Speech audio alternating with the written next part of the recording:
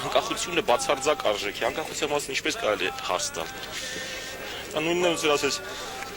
ինչ կարծեք ես ծնողիդ մասին։ Հուրա, հուրա, հուրա, քաջնաշտերի սուրը շողշող։ Ավելի լավ է մեկ մոմ վառել, քան հավերժ բողոքել խավարից։ Օգնենք մեկ-մեկու, որպեսզի յուրաքանչյուրս վառի իր մոմը, եւ համոզված եմ, մոտ ապագայում Հայաստանը կհայտնվի լույսի մեջ։ Նա գիտեր անկախության գինը, գիտեր ինչ է պետք հաղթանակի համար, նա կարողացավ կառուցել, երբ ամեն ինչ քանդվում էր։ Պետք է հավատք սեփական ուժերին,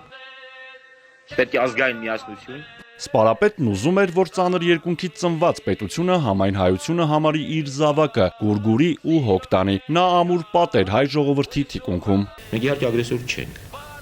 ամենևին Պավլիցի, բայց ագրեսորի անգամ մականունը ինձ ավելի հոգի հարազատ է, քան թե մազապուրցի։ Մենք սովորական ժողովուրդ չենք, եկեք բերեք ինքներս մեկ ավելի բարձր գնահատենք։ Սարի եղնիկ, յարի սերսեր, աչերը։ Սպարապետն ասում էր, ինձ ժողովուրդը չի ճանաչում, ինձ նորմալ ճանաչում են իմ նեղ շրջապատի մարդիկ, մյուսները գիտեն ինձ մորուքով, գիտեն ջղայնացած, քրտնած, այսօրվա կերպարը դա է։ Թողողները հոչիստան են ծվադը, միայն սիրտը սիրետ վերքոտ չլինի։ Նա մարդկանց համախմբելու բացառիկ տաղանդ ուներ, սպարապետին լսում էին, նրա հետևից գնում առանց վերապահումների, առանց վայրկյան անգամ երկմտելու։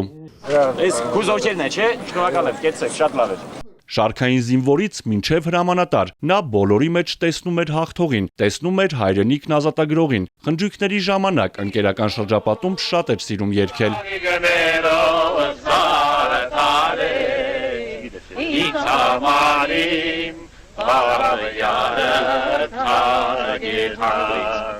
Սպարապետին ուղված գնդակը կասեցրեց Հայաստանի դեպի հզորացում շարժվող թափանիվը, նրա երազած, կառուցած Հայաստանում Արցախը Հայաստանի անբաժանելի մասը կլիներ, առանց խոսքերի ու պաթոսի։ Ցանկանում եմ, որպեսզի Հայաստանը